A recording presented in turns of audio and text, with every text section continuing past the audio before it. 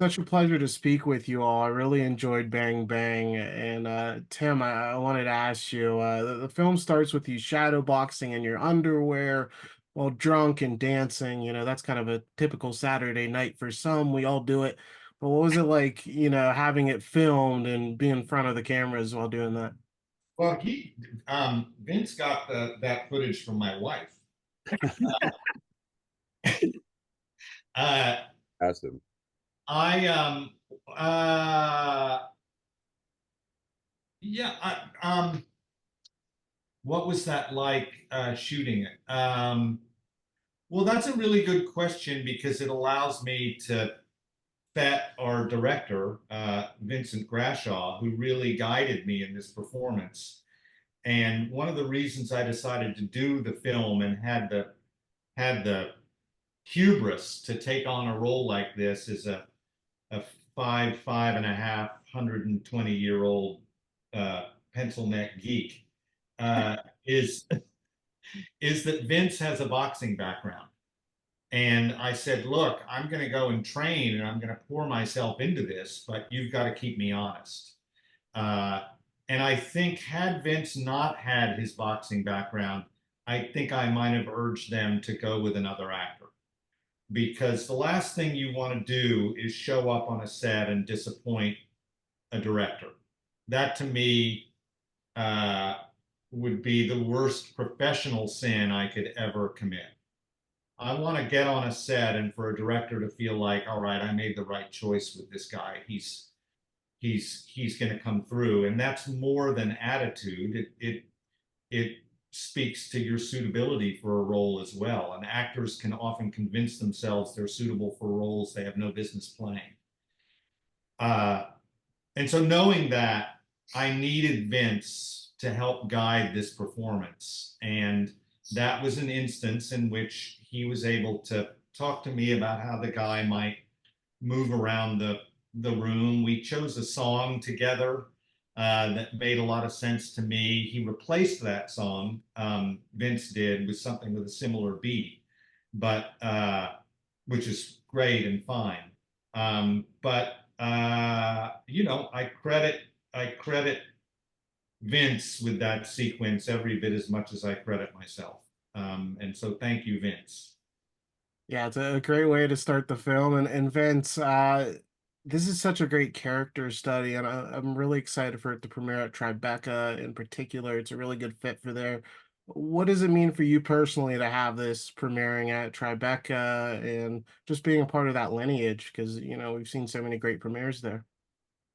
Yeah. I mean, I've never played Tribeca. I don't even think I've been to the festival, so I'm actually really excited to see movies there and obviously showcase this to an audience. Yeah, it has a grit to it, and I've been to New York obviously many times and love it out there. And so I'm excited to share this one. It's personal in the way that I grew up close with the sport. Grew up watching it with my family on pay-per-view fights on Saturday nights, like with my grandfather. And, he grew up a fighter in the 40s in Saginaw, Michigan. So the elements of Detroit of this film were important to honor too, and do it accurately, which we filmed it in Covington, Kentucky, which is right across the bridge from Cincinnati. And it has a very, very similar vibe as New York. And so we were really lucky for that. And yeah, I am just grateful to share this and be invited to Tribeca at this point, and begin our festival circuit. Yeah, you really knocked it out. I really love the film. And Andrew, I saw on your Instagram that you're very active in the gym. But what was that experience like for having to kind of shore up your boxing technique for this? Because you're training to be a boxer in the movie. Yeah, have been kind of weightlifting and training a lot with a trainer back at home, and I grew up boxing. My dad thought it was a good thing for us. I have three brothers, and we all need to learn how to fight. And then when this came along, I think I had a month before I had to be in Kentucky, and I just did a month intensive of boxing, just brushing up on what I know. And it's actually interesting. I think we filmed a training scene with Tim and Kevin Corrigan, and Vince was like, "All right, now look like you don't know how to box." And I had to like flare my elbows and keep my hands down and fight like here. And it's like just a different thing. So you have to like almost forget what you trained for and then kind of work your way back into it. So yeah, I mean, I'm a college athlete, and I want to be an athlete more than I wanted to be an actor. So it's the best of both worlds for me. Monster tennis player. Yeah. Yeah, it's such muscle memory. It's probably actually difficult to, forget that and, look like a novice and trying to learn when you actually know it. Yeah, totally. I mean, it was a weird experience too, because Vince was like, "No, you look like you know what you're doing. This kid just throws big punches. That's all he knows how to do." So like I had to be here and I had to be here, and then Tim would check me. And I mean, that's what you see in the film. And I think it plays nicely. And I think you also can see that the kid is athletic, and he does start with like a good base, and that's kind of what Bang Bang sees in him, and that's what sparks this whole journey that the two of them go on. Yeah, and it's quite the journey. And Tim, this is such a emotional character study of a role, and you're really showing the personal demons that Bernard has. And what is it like just really diving into this character and this dark space? There's a lot of nice moments too. It's not always very brooding, but you can always tell that he's just not in the greatest spot in his life. So how is it kind of just embodying that throughout the entire film? Well, I never, I would never complain about it. This is what I live for, a role like this.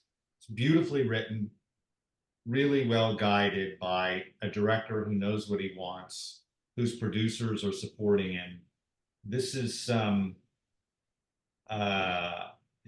so I woke up every day, no matter how dark the sequence, feeling absolutely lucky to be exactly where I was. There was no place I'd rather be than in this weirdly shambolic corncob shaped hotel in a pie wedge shaped room in Covington, Kentucky, with all manner of vermin crawling around, uh, getting to play this role in an indie film.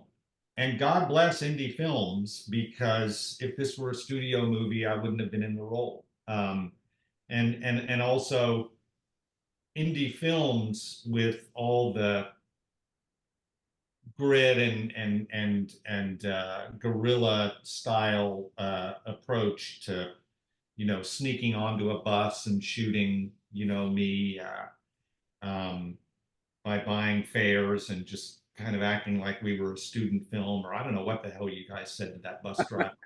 Um, We stole uh, shots. to be able to be doing that at in my late 50s um, is an absolute privilege. I just, I feel vital and alive and excited by the challenge, and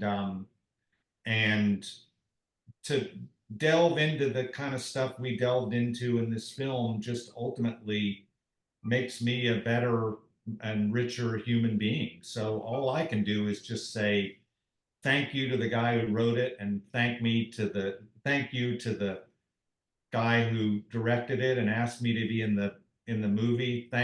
Thanks to generous scene partners like Andrew and the give and take we had, and thanks to Will Janowitz for writing such an interesting character. Yeah, and fans will be thanking you for such a really passionate performance in this. And Well, I Vince, hope you're going to help us out with that and get people to come see this movie, because indie films depend on people like you. So that'd be great. for sure. And Vince, there's such a great history of the sweet science and boxing movies and film, and a good 12 round boxing match like we saw with Fury and Usyk. Like you see the theatrics there. It just lends itself so well to the film. But what I really like about this movie, Bang Bang, is that we're seeing the aftermath of a career, and we're seeing the toils that it can take on a person emotionally, physically. What did you like most about really exploring this side of boxing that isn't as glamorous as, Rocky or somebody on the come up?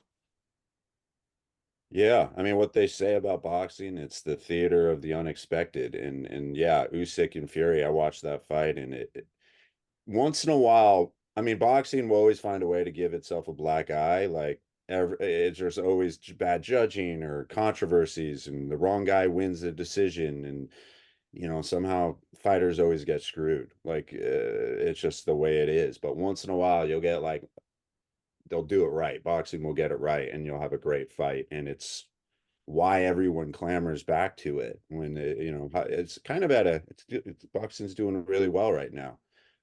But you don't see the dark side of the sport where when boxers are left in the aftermath, no matter how big they were, a lot of times the bigger you are, the longer it takes for you to retire. And because you're addicted to that adrenaline and that drug of coming out on the ring walk, I mean, there's elements to the sport they just can't let go. And I think you really can see the aftermath of somebody who, with his own family, grew up in it. Bang Bang obviously grew up in the sport. His father and his own brother were they're almost inherently in it.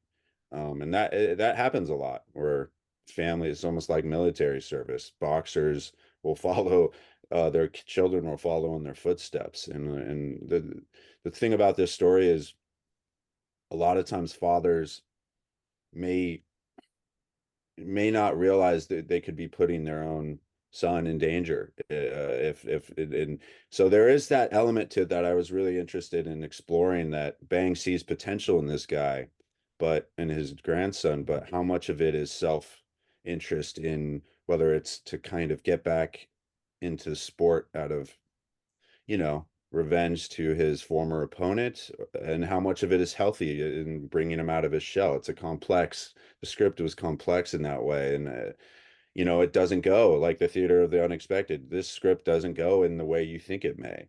And that's what I loved about it and what I'm excited to share. Yeah, it's a really great take, and Andrew, I really like this grandson grandfather dynamic. It's very unique, and one nice thing about this is you didn't have to really establish like this back and forth rapport because they weren't super close prior to you being left with him. So, how was it just kind of working as this kind of estranged grandson, really getting to know his grandfather and going under his very uh, strange tutelage in boxing. Yeah, I think it was really interesting because I think Justin is in a place at the beginning of the film where he is very much searching for who he is, and he's very curious about the world and about what he wants to do. And he doesn't really have a male influence in his life or a male role model in his life. And I think, the opportunity of being dropped off at Bang's doorstep kind of piqued an interest because he knows how nutty Bang Bang is. Um, and I think they find a sense of purpose together. While Justin also fills Bang's sense of purpose, Bang fills Justin's, and I think that was also like a really interesting thing to play because you have these two guys that are very interesting and bizarre and similar in their own regards, kind of come together, and it kind of feels like for a moment it's them against the world. And yeah, it was super interesting to explore. And Tim, I won't get into spoilers, but you have this really fantastic scene near the end with Glenn Plummer, and I was just curious what stood out about him as a scene partner. It's a very physical scene, and it was really a such a highlight of the film. Well, um, I don't think that it spoils anything to say that we fight in the movie. Um, and I appreciate you're not wanting to spoil the film.